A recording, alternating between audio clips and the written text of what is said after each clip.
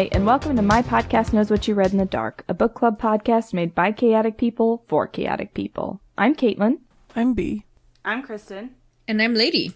And we are four friends here to tell you what's what about the books we read and loved this month, or the books we hated this month. God, the energy in this episode is different. It's not like the dread. Well, I mean, we came out of episode 12 as new women, or people, or whatever, we identify as. I had a great time. I mean, me too, yeah. I got to tell you all about this fucking buck wild book. What our listeners don't realize is, as Caitlin was describing her... So first of all, that we record episodes two at a time. So we just finished recording episode 12. And while Caitlin was describing her book from episode 12, Lady was doing caricatures and throwing them into the group chat. I'm trying to figure out the anatomy of the Babadook.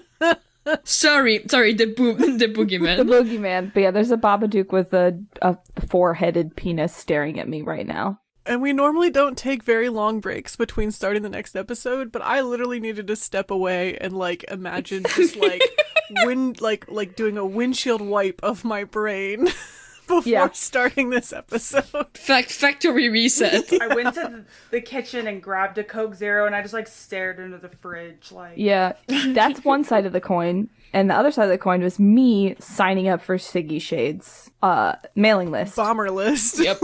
Yeah, literally. I just got myself put on a watch list. You already were on it. Yeah. We know. Ooh, my EPUB of Siggy Shade's short story was just delivered. No. Stop that. Do the podcast intro. Stop that. Does someone have a question? Please let me answer a question, please. Okay. So... It's currently May, but when this episode comes out, it's going to be June. It's going to be Pride Month. I want to know, do seasons affect your reading? Do you tend to read more casual books during the summer? Do you tend to read Halloween-y book in October? Are you affected by seasons at all when you read? I am a public school teacher. Absolutely, because I actually get to read in the summertime. Thanks. End of sentence. You get to read all of your big brain books in the summertime. Yeah, I've had to hold off on Locked Tomb, and what else? And Prince of Sorrows, and what was another one that I've had to hold off on? Just and because... Siggy Shade. No. Nope. You're cut off. You only get so many, and you exceeded last episode. You don't get to do it anymore. Ooh, I do not subscribe to this. Don't make me get ugly. I was like, if anyone can enforce it, it's Kristen.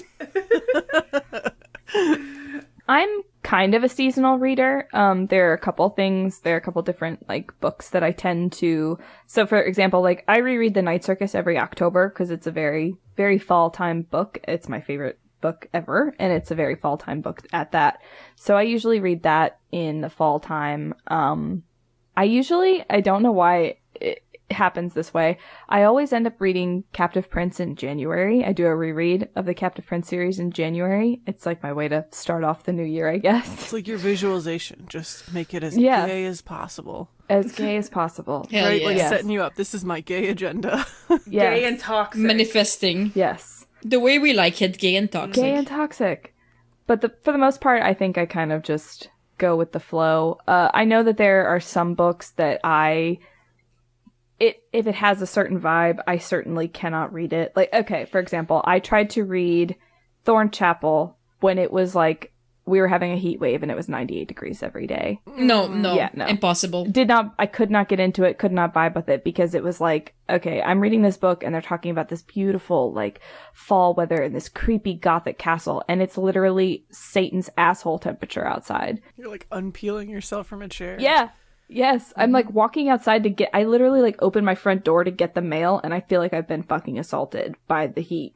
And how am I supposed to read a fall book at that point? But so if it is a book that relies very heavily on that mood, I have to read it in the specific season, but for the most part I'm just kind of willy-nilly whatever strikes my fancy in the moment. For me it's only the fall do I read fallish books, and on all the other seasons I don't really get affected by the season, mostly because, I live in Canada, so it's winter 6 months a year, and then then we have 3 months of fucking Satan's asshole weather and the rest is just rain. So I can't really read seasonally, but October, September, November, spooky books all the way. And you, Kristen? Seasons, I don't know. I don't really get, like, I don't read based on them. Like, sometimes I'll read a little bit more romance in the summer just because, like, the sun's out, I'm feeling good, you know, I'm not, like, battling my seasonal depression disorder or whatever. But, like, most of the time, like, it just doesn't affect me. Like, I can read whatever I want, whenever I want. Not a big deal. Yeah, I'm kind of like that too. I think the only summertime book that I really like reading in the summertime is probably The Raven Cycle. Yeah, The Raven Cycle is definitely a summer book. Oh, Yeah. That was my other set of books that I'm supposed to read. Okay. Yeah, you need to read that this summer. The first time I read The Raven Cycle was around Christmas. Yeah. So it was, like, kind of weird, but it's definitely, like, summer vibes all the way through. Well, B, what are the vibes of the book that you brought for us this month? Oh, it's something you all need to read. Like, honestly, okay, so really, this is actually, like, I had planned it because part of when I was trying to plan out, I was like, how much can I put in this? Because I was like, I guarantee at least one other person is going to want to read this. So actually, first what I want to do is I'm actually going to read the back blurb of the book first, and then I want to know if you think you'll read this book. So, all right, here we go. Hold on. This is a first for Lady because she never reads the back. Yeah, exactly. Well, it's not a vector cover. All right, here we go. Doesn't matter, I don't read the back. So the book is called The Adventures of Amina al-Sirafi. Oh, this is already on my Ooh. list. I knew it. I knew it would be. So Amina al-Sirafi should be content.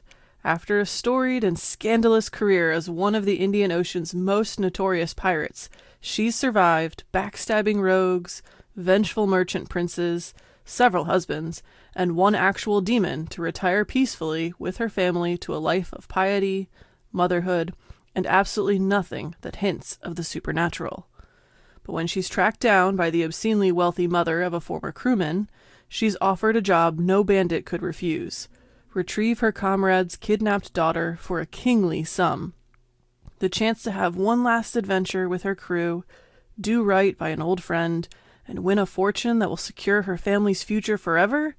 It seems like such an obvious choice that it must be God's will. Yet the deeper Amina dives, the more it becomes alarmingly clear that there's more to this job, and the girl's disappearance, than she was led to believe. For there's always risk in wanting to become a legend, to seize one last chance at glory, to savor just a bit more power, and the price might be your very soul. Ooh. Oh. Sounds pretty good. So that's my question is, like, do you think you would read this? Yes. I would, yeah, I think so. All right, so then I'm gonna have to, like, not spoil as much. All right, so here we go. So, as the title implies, the main character is a retired pirate named Amina al-Sirafi. The book starts out, and she's an older, retired woman living in the middle of nowhere, taking care of her house, one leaky hole in the roof at a time. And even before the story starts out, like really started out, I love her. She's old, she's tired, she's got a bad knee, which if you've never been on a roof or if you don't know a roofer, roofing is terrible on your knees. And like it comes up in the book where like she has to like adjust to how her body is different and like the knee acts up and stuff. Anyway, so she's a homeowner without money, so you know that she's scrappy and resourceful. She's in probably what's modern day Oman, but not along the coast. She's intentionally keeping a low profile away in the countryside along with her daughter. I love her inner monologue. It matches the worries of an adult and of a parent, and you can tell she's lived a life of experiences, and it shows in the way she views the world.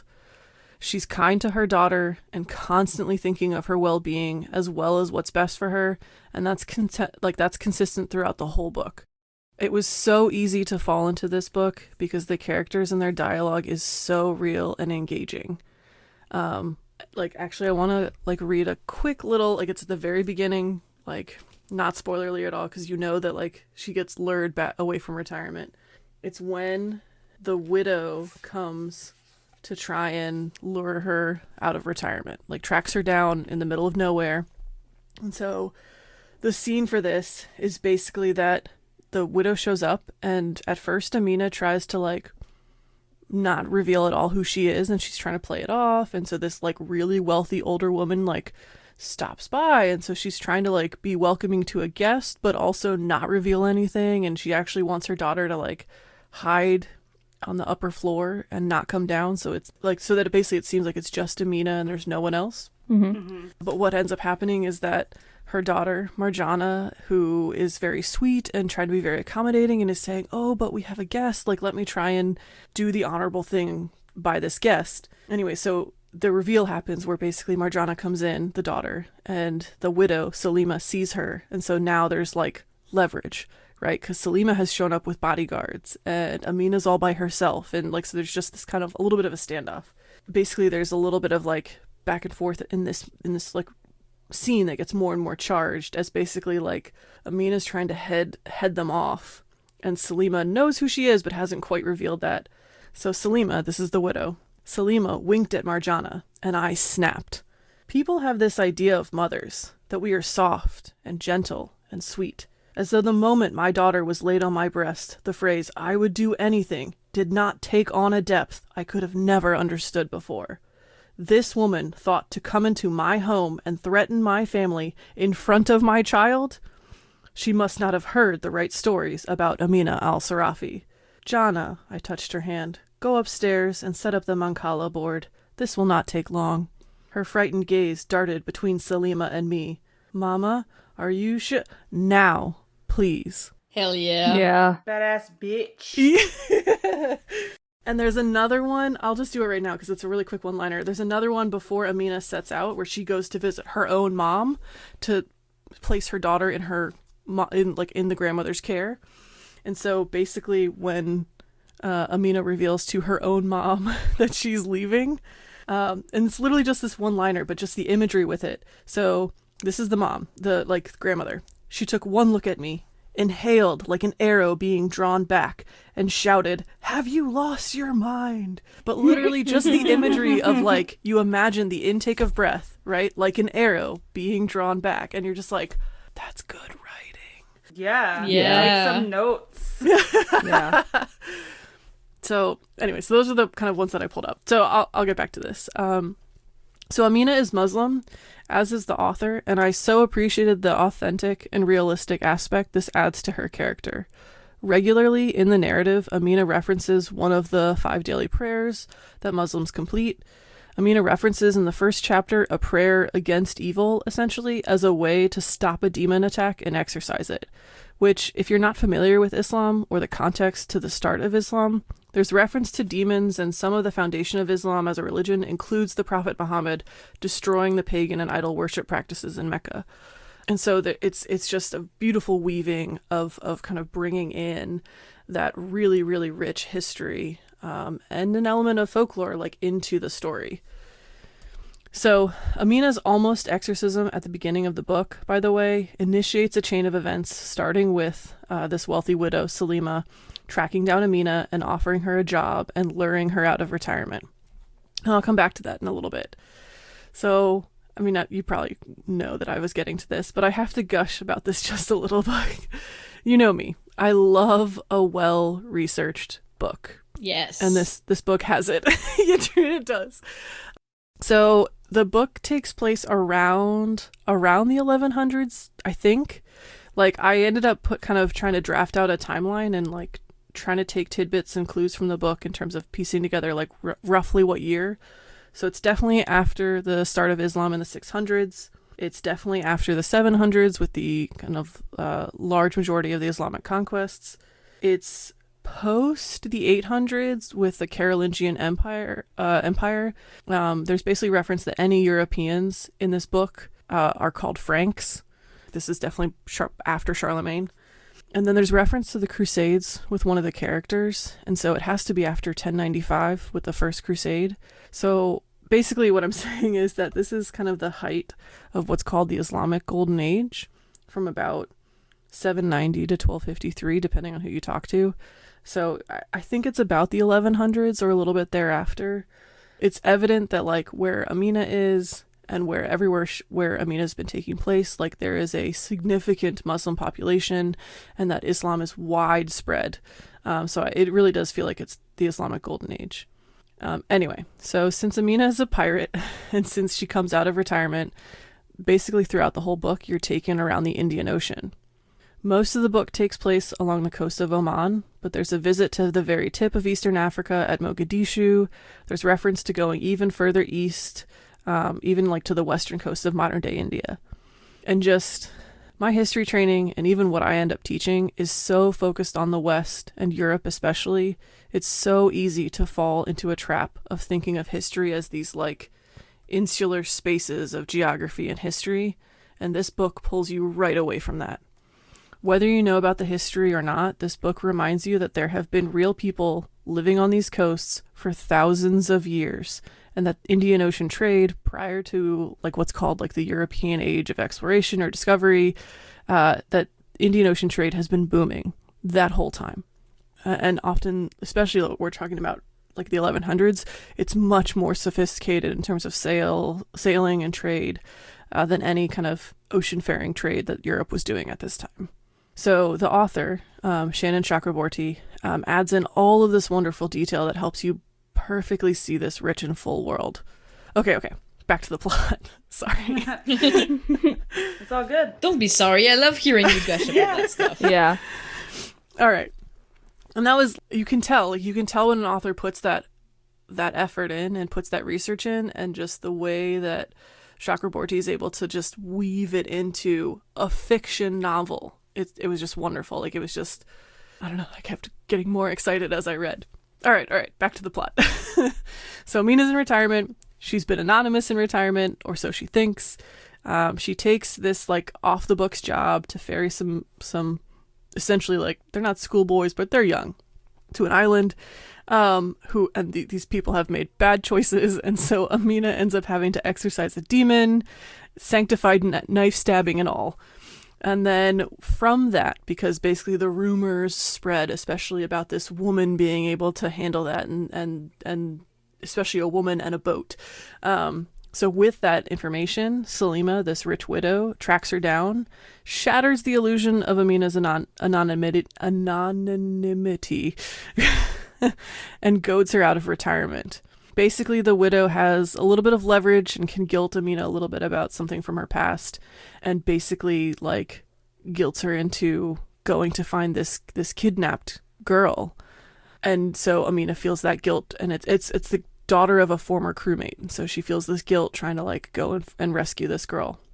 But also you get this from Amina's inner monologue and her dialogue, but she reveals like, yeah, I really want to get back to the life of a pirate, and I miss the ocean, and I miss my boat, and you can just tell that like Amina has made huge sacrifices and she misses that pirate life, so she really does feel a little bit of, you know, that sense of adventure and wanting to go back out there. Mm-hmm. So anyway, so she decides to go on this. She drops her daughter off with her mom and sets out. And she has to go visit all these old haunts, and she has to gather up her old crew because, you know, some of them had gone into retirement, some of them kept sailing, but she has to kind of gather everyone together.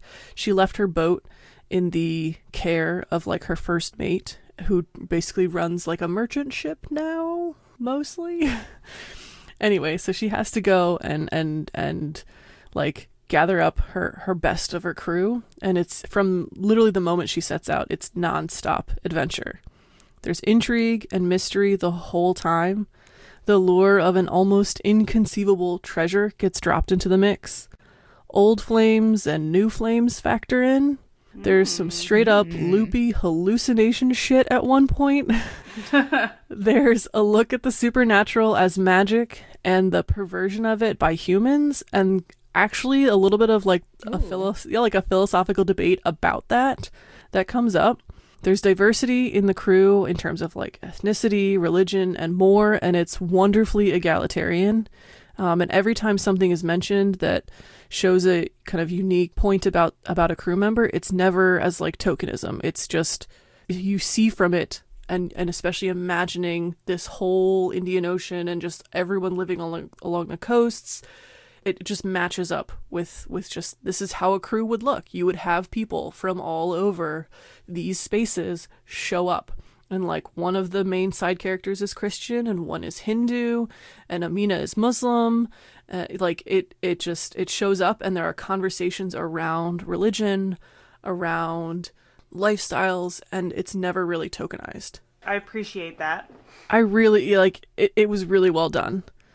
The egalitarian crew and the like widely diverse crew, it really does match up for a certain amount of historical accuracy when you think about those spaces.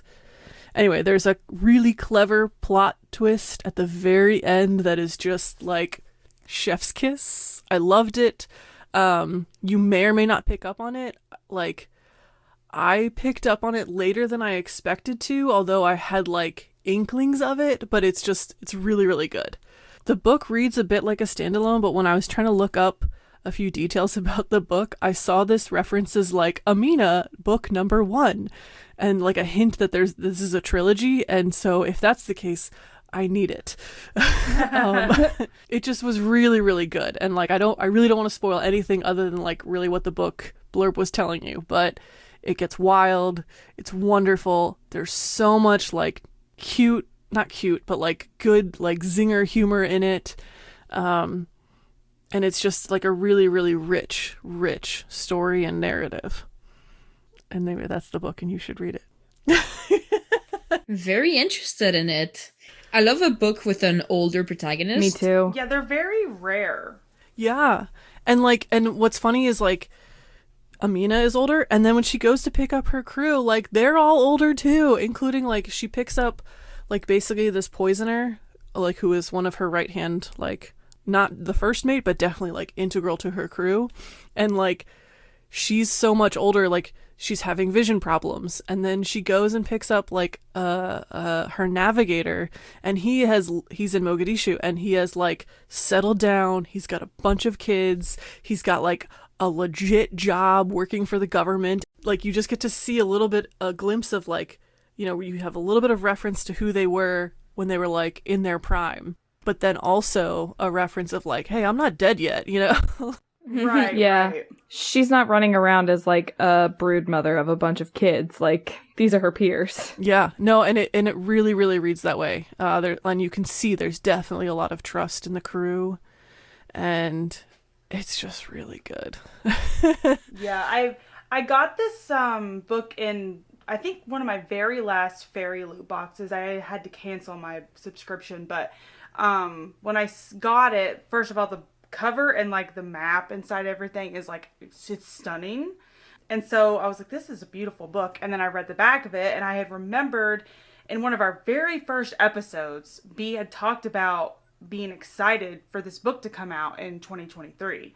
Mm-hmm. And I was like, oh yeah, she mentioned that she was going to read this. And so it's been on my list since I got it, but you know, life gets in the way and blah, blah, blah. But I definitely am going to pick this up. Yeah. I was almost going to make it, because when we were doing the picks for each other, I had Caitlin, and I was almost going to try and make Caitlin read it, but I knew that I had a feeling, because I knew I had mentioned it in an episode. I was like, if I put this, like, Caitlin's going to know that it's me. Yeah. I would have immediately known it was you, because you brought that book up, and that first episode we did things a little bit differently, where I recorded the books after the fact. At the end, when we list all of our books that we talked about, we used to do it where I would record them at the end and add them in, and now we do it while we're recording our, you know, episode like right now.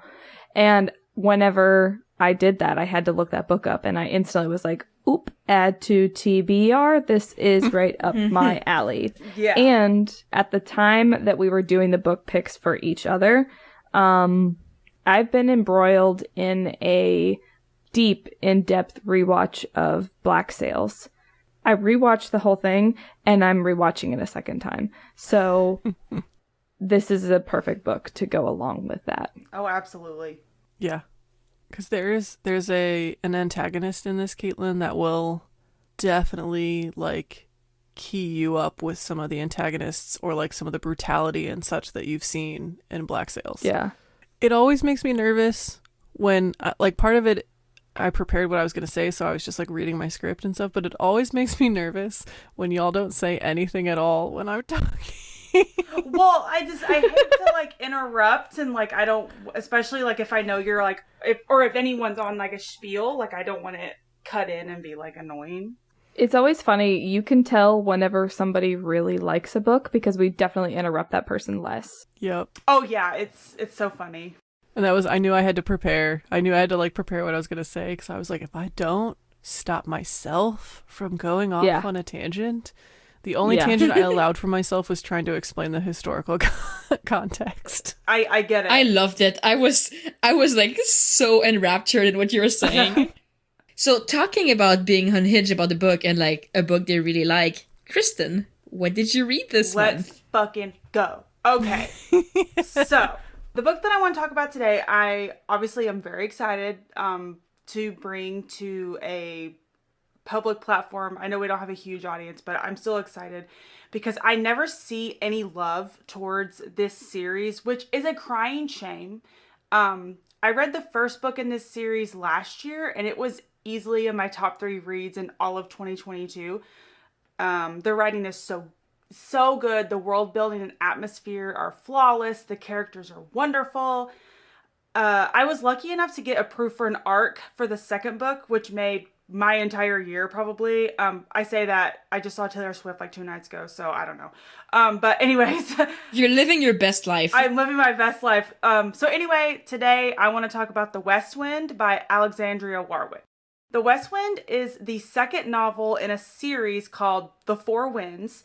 While they exist in the same series and world, they are standalones. You do not need to read the others to understand the story. Love me an anthology series. Yes, I love them. So in this book, we follow Brielle, who is a novitiate training to become an acolyte at the Abbey of Thornbrook. Essentially, she's trying to become a nun.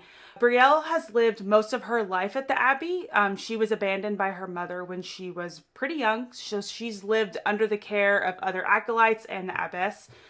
Brielle's only goal in life is to become an acolyte. She has dedicated her entire life to this and lives and breathes by their code and rules. She is easily the most dedicated woman at the Abbey, but despite this, she still hasn't been selected to become an acolyte, which is a big strife in Brielle's life because, you know, she's spent so long and so much time and effort trying to do this, and I think at this point she's been at the Abbey for 10 plus years and she's still just a novitiate. So when the novel begins, Brielle is out harvesting when she comes across what she believes is a dead body in the woods. But upon further inspection, she realizes that this man isn't really dead. He's just very badly injured. And she notices that in particular, his face is just horrifically beaten and bruised. She makes a comment that like his nose looks like it's been broken several times. Like the poor man has just been beat to a pulp.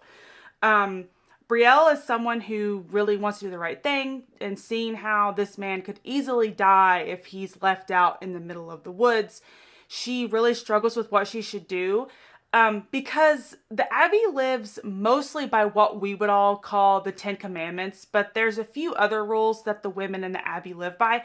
One of the biggest ones is that they're not allowed to touch another man with their bare skin. There also cannot be a man inside the Abbey walls, ever. If you break any of the rules, including the 2 I just listed, you are likely to be removed from the Abbey, which in Brielle's case would leave her homeless and would rip her dream of becoming an acolyte out of her hands. But after deliberation, she decides that she's going to come back in the middle of the night while everyone's sleeping, and she's going to bring this man to her room to heal him, despite knowing what could happen to her if the Abbey finds out that she's brought a man inside the walls. Girl, this is a bad idea. So a couple days later, this man is finally healed. We end up learning his identity, and he is, as the title suggests, he's the West Wind. His real name is Zephyrus. The Four Winds are 4 brothers who were banished to the natural world millions of years ago. Zephyrus is one of these brothers. They're also known as the Enamois. Is this that fucking word? Yeah, this is the word that I've asked Caitlin like a couple times today how to pronounce it. I don't really know how. I even messaged the author on Instagram. Is that some fucking French word? It's Anemoi. Oh no, sorry. We need B. It's a Greek religion and myth. It's a Greek word. If it's Greek, then anemoi. Anemoi? There we go. Okay. Well, just based on that transliteration, like...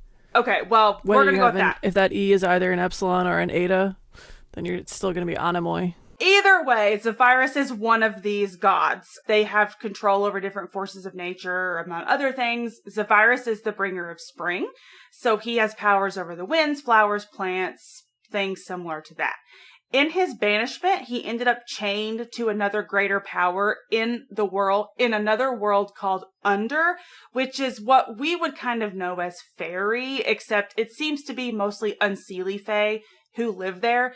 They aren't specifically called fae, just fair folk, but it's implied that they are fae. With Brielle's unreliable narration, it's kind of hard to say for sure, but I think it's meant to come across that way, like it's supposed to be kind of confusing and you're not really supposed to quite know what kind of people these are. So when the story really takes off, Brielle has finally been given the opportunity to become an acolyte. And in order to take your final vows and to become one, you have to complete some sort of task that's been given to you. Brielle's is to go into Under and retrieve a sword with another one of the novitiates. But the problem is that they're short on time, as the tithe is coming in about 2 weeks' time, and humans aren't allowed to go into Under unless this is taking place, as that's when the veil between the worlds is at its thinnest. So Brielle ends up asking Zephyrus for help to get into Under and to find this sword so that she could become an acolyte. I don't want to give any more away in regards to the story because I'm literally begging you to read this book. I mostly want to talk about Brielle and Zephyrus and the relationship as the book progresses. Warwick is the queen of building a slow burn romance. This is like on the level of C.S. Pacat's slow burn romance. You're left wanting on every single page, and the characters in her books really have to work to get to a place where they are finally together. There's no rush. It is painful from beginning to end. Like you are begging and pleading for these characters to just touch hands, much less kiss or anything else. My kind of book. Yes, but when you finally get it, it's so sweet. So as you can imagine, this book deals with religion in a pretty big way. Brielle is the only narrator of this story, so her only goal in life or anything is to become an acolyte. In no way is she looking for a relationship with a man or a woman. So when Zephyrus, who is naturally flirtatious and charismatic, sweeps in, she really doesn't know what to do with him. He even asked her at one point, just kind of being flirty, if she's ever wondered what a man's touch feels like, and she flat out just was like, no. A mood. Yeah, she's like, no, Me. I don't care. Hey, she's got goals. Yeah, because she knows that if you want to be an acolyte, you got to be a virgin, and that's the only thing that matters to her. Like, she doesn't care about nothing else. As someone who isn't religious but used to be when I was younger, I really loved Brielle's arc through this book. Her views on faith and how it exists in the world around us was so beautiful. You get to see how you should live with faith rather than live your life for faith or in constant servitude. Warwick does a really good job handling faith and religion too, by not making it feel forced, but still allowing Brielle to live the life that she does and being someone who does live in servitude. Brielle is pure and she's fair, right down to her core, but she's also a woman who has made mistakes and wants to atone for those. She knows that she's not black and white, that other people aren't either. She's the kind of religious person that I adore and that I wish we saw more of in just everyday life. And Zephyrus, my baby girl. He is so lonely. He's a baby girl. He's a baby girl. He is so lonely. He is so touch-starved. That's the best kind of man. Yes. We have a lot of best kind of men around here, but yeah. But we've not talked about baby girls. Yeah. No, exactly. Well, and the baby girl matches up mythologically. Like, he's known, one of his most famous mythology stories is about like unrequited love. Baby girl. My little baby girl. He is my baby girl. He is so lonely. In his life of banishment, he's lived such a lonely and sad life, and he's just been a bad person because of it. I won't go into why he was banished. It could be similar to the myth that B is talking about. I'm not 100% sure because I don't know it, but I don't want to get into it just because it's a huge component to his story and his arc. But his banishment has destroyed him, and he has become such a selfish and manipulative person because of it, and he uses everyone else to get what he wants. Watching him interact with someone that is so completely his opposite, like Brielle, is really interesting, and his arc in the novel is better than hers. If you watch where he ends up at the end compared to where he begins and how it all ties together, it is just the best arc I have ever seen, like, for a non-narrating character. Like, it just, like, it blew me away. And I wish I could tell you more, but I just want you to read this so bad so that you can read it yourself. That's such a specific praise, but it says so much. Yeah, like, it's, I don't know. Their story together, though, oh my gosh, it's all about selfishness and trust and seeing past the ugliness of people's previous mistakes and how you grow together and you change. Yes. It's about bringing out the best in another person. And they're more alike in ways that you really just wouldn't expect when you first start this book, which I think is pretty common. But for these two, like, it's amazing how they're the same person. In the book, Brielle says, quote, "Perhaps he too struggles to share his emotional state. The sadness must be something he carries, just as my insecurity is something that I carry. I understand its weight, a lodestone around one's neck." Ooh. So they are both carrying the world on their shoulders in different ways, and watching them try to navigate this world with it and come together, it's just, I don't even have the words to describe it. Another line that I loved was Brielle talking about faith. She says, quote, "But then I wonder what is stronger than placing your faith in another," which is basically what this whole book is about. And it's just so achingly true. Like, falling in love with anyone is the bravest thing that you can ever do to yourself, to your heart. It's, you put your heart into someone else's hands. And Brielle has lived this life where she assumed that she would never, ever be in this place to love another person. The only person that she ever planned on loving was God, or as she calls him, the Father. So putting her faith in someone like Zephyrus, who's a powerful god, he's lived for thousands of years, he's lived other people, that's tough. That's the craziest thing that she's ever going to go through. Her entire life has been giving her heart to God. Like, the idea of giving it to someone else is something that she's never imagined.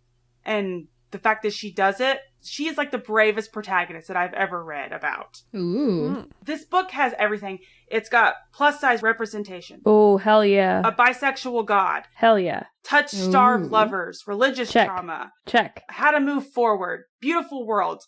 The prose in this book, holy shit. I could have had a whole 45 minutes where I just talked about the beautiful lines that are in this book.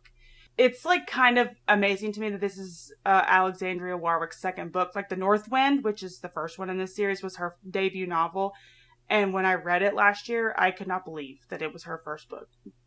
Unbelievable how well written it is. I saw a couple of reviews where people were talking about how it relies a little bit too much on the prose, which some people don't like it. I get it. Well, I don't get it, but I do get it. But that's like one of the biggest things I look for in novels. And so for me to have a book where the prose is so good, and then you also have just like these characters that really, really drive the novel forward. And then on top of it, like, this book has a really good plot.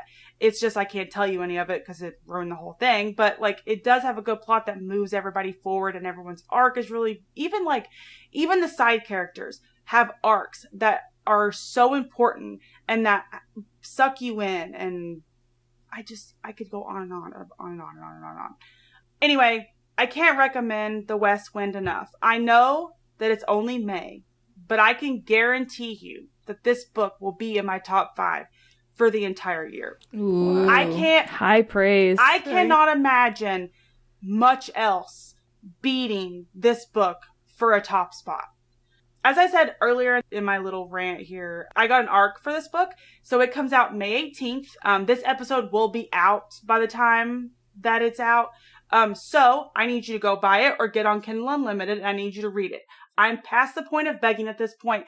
Please, God, read this book. Like, give Alexandria Warwick the attention that she deserves for writing these 2 novels, because it makes me like physically ill that I never see people talk about these. And like if you go like on Goodreads Storygraph, these books have amazing reviews. Like I think The Northwind has like a 4.5 on Goodreads or something, which is insane. Like it's very rare you see books with a score that high. And so I remember like I'd seen The Northwind on my Kindle Unlimited recommendations. And I can't remember, it was like comparing it to a different book, and it was one I'd already read, and I was like, well, this sounds pretty good. And then last year I kind of got into a slump, and I was like, let me just read something random. And then I saw that I had added that book to like my want to read on Kindle Unlimited. And like I said, it altered my brain chemistry. Like I've never been the same since. And like I kept telling people to read this book and nobody ever did. So I was just like sitting here like writhing in my own brain, like trying to comprehend all the thoughts, and like there's no fandom for this book, there's no fanfic for this, like there's nothing. So every time I think about it, I just have to scream in my own brain about it, because there's literally no one else talking about it. I do love when that happens though, when you read something just like on complete whim. You're like, this is the random thing I will read, and then you're just like, why have I not read this yet? Like, how did this happen? Yeah. And it just like, yeah, it becomes a big favorite. Yeah. I've had The Northwind on my Kindle so I've had it since way before you read it, and it's just been sitting there. I downloaded it because it like caught my eye, and it's been sitting there and sitting there and sitting there. And I almost returned it, and I was like, I'm never going to read this book. And then you read it, and you were like, Caitlin, it's so good, you have to read it. And it's still just been sitting there, but it's much higher on the list now than it was. Let me, like, I know that I mentioned this already, but like, if you are somebody who likes The Captive Prince because of the romance that's in those books, and we do. Yeah, and we do. And everyone here does, you will eat up The North Wind and The West Wind, because the romance is the same. Like, it's so achingly slow, but when you finally get there, the characters have earned it. Like, it's just so good. And I know I talked about the West Wind for this one, but the male character in the North Wind and the female character in that book, they could not be more different than the two in the West Wind. That's good. I love when that happens. Yeah, because like in the North Wind, I don't 100% remember their names because it's been like 2 years. I know the female is Ren, but I can't remember the male's name. But he is like cold, mean, like he's like Laurent, basically. My boy. Yeah. Then you have like Ren, who is like feisty, like sewer rat trying to survive in the wilderness. Like, it's just like, she is so feral, like in every way possible. And then you have the complete polar opposites of these two people, whereas Zephyrus is like, he is witty and charming and flirtatious, and he's like, he's touchy-feely and all this stuff. And then you have Brielle, who is like locked up, tight, religious.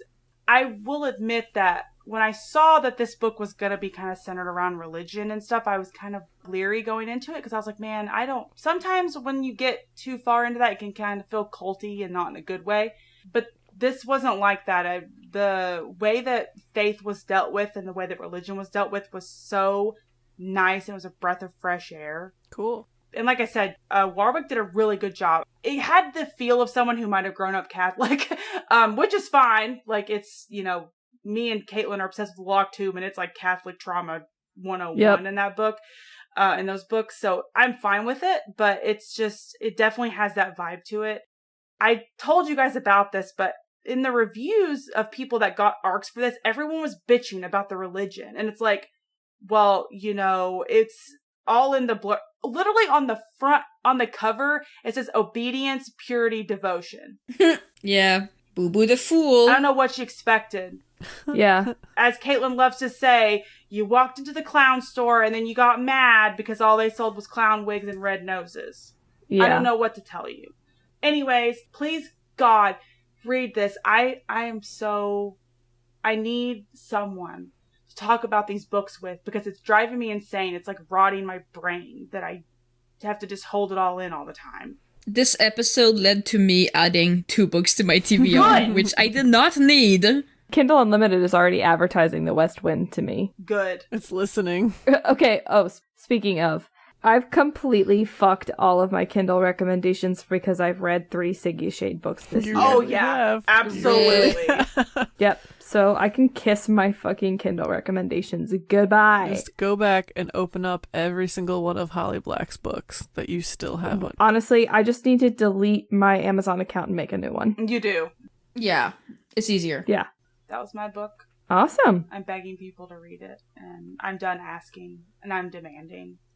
Gun to our heads. Yes. This isn't a podcast anymore. This is a hostage situation. It is. And It always has been. Yeah, that's honestly, true. based on the last episode, like, this has just been 2 hostage situations in a row. it just one was positive and one wasn't. It's just a meme of 2 astronauts, right? Yes. Always has been. Always has been. So, on that note, You had a game for us, right? I do have a game. We've played this game before. I'm gonna read you a 1-star review, and you're gonna tell me what book it is. Hell yeah. I Yes, love this I game. love this game. I love this game. I knew this was like one of the favorites that I've done. So, again, I'm pretty sure everyone has read all of the books that I chose. There's one of them that I'm not 100% sure, but I know at least 2 of the 3 of you have read them. Perfect. So let's just jump right in. Okay. You know that feeling when under a Christmas tree, there's no puppy that your parents promised to buy you? Now imagine that there's a pterodactyl instead. It's unique, your family would say. Go love it. Who cares that it's weird, has no fur, and probably smells? This book is your puppy. What in the fuck? Yeah, I That we've all read? Yeah, I know for a fact everyone's read this one. Is it like Her Majesty's Dragon? No. What on earth had dinosaurs? This book does not have dinosaurs. It's just this person trying to be funny. Yeah. Cool. I have no fucking clue. Is it the Queen of Nothing? No. I hate there's no context. Like, I'm like, what the hell is this about? Trust me, the rest of the review didn't make much more sense either. Right, what have we all read? Captive Prince. No. It's pretty popular. Is it Akatar? It is A Court of Mist and Fury. What? Yeah. Yeah. Okay. I Yeah. don't mind 1-star reviews of that whole series, but that's just Yeah, me mine. either. They don't bother me. It's this specific one does not deserve this. No. Well, and like, I was so like, what is this analogy? Like, it's... Yes. Are they saying, like, because these books are popular and they don't understand why they're popular? Because if anything, this book is not weird. The bad No. wings remind them of pterodactyl wings. I'm still stuck on like... I think it's what Caitlin said, where it's like, they don't understand why it's popular, but it came across strange. Yeah, it does not translate. Yeah. Next. Okay. Good God. That was the most violently stupid thing that I've read in months. I swear to God, I lost IQ points. And no, it's not Twilight. The silence is just... I know. I have no idea. I'll take a wild guess and say The Stolen Heir. No. Okay, thank God. I'm not brave enough to go into certain book reviews. I know. No guesses? No. No. That was I'm mine. stumped. It is for Stalking Jack the Ripper. What? Yeah. Okay. This one, I feel like it's going to piss some people off when they find out what it is. Can't be worse than the Sorcery of Thorns one. From the last I don't know time we about played that. this game. Oh Oh, no! Okay. This book is boring and repetitive, and none of the characters have any real depth. The plot is just one big thing, and there's no twists or anything. Is this Gideon the Ninth? It's not Gideon the Ninth. This is the Cruel Prince? No. This is the hard part, is I just sit here and I try to think of books that we've all read instead of Same. That's why I said like Gideon the Ninth, because like there's a lot of characters. There's, I guess, one plot if you only look at it through one angle. Yeah. Is it Thornchapel? No. Thornchapel's not popular enough to have so many hate comments. Is it Captive Prince? No. Oh, thank God. Also, thank God, yeah. I'm telling you, like, this is a lot like Sorcery of Thorns, where when I tell you what the book is, you're going to be shocked that someone left this review on it. Can you repeat again? Sure. This book is boring and repetitive, and none of the characters have any real depth to them. The plot is just one big thing, and there's no twists or anything. Is it Dark Rise? No. You know why we're really bad at this game? It's because we all have taste. Exactly. And these people don't. Exactly. Y'all give up? Yeah. It's the Hunger Games. What? Oh my God. Yeah. No. Yeah. Wow. Yeah. Do you see that, guys? No critical thinking skills anywhere. There's no plot twists? The characters don't change at all? The characters have no real depth. Not a critical thought insight. Nope. Finnick did not die for this shit. No. This review made me physically angry. Oh my God. Yeah. I would never have guessed. Yeah, I know. My face feels hot. When I went into the reviews for the Hunger Games, like when I clicked 1 star, I was like, this feels wrong. Okay, moving on. Reading this was like forcing down overcooked oatmeal. The characters are bland, the plot is non-existent, but the greatest travesty is the pathetic attempt at world building. I've read this review before. This better not be anything from Holly Black. Like, I will chuck my microphone at a wall. It's not Holly Black. Okay. But I wouldn't be surprised if Lady had read this review. I have read this review before, I know it. I just don't remember what it's for.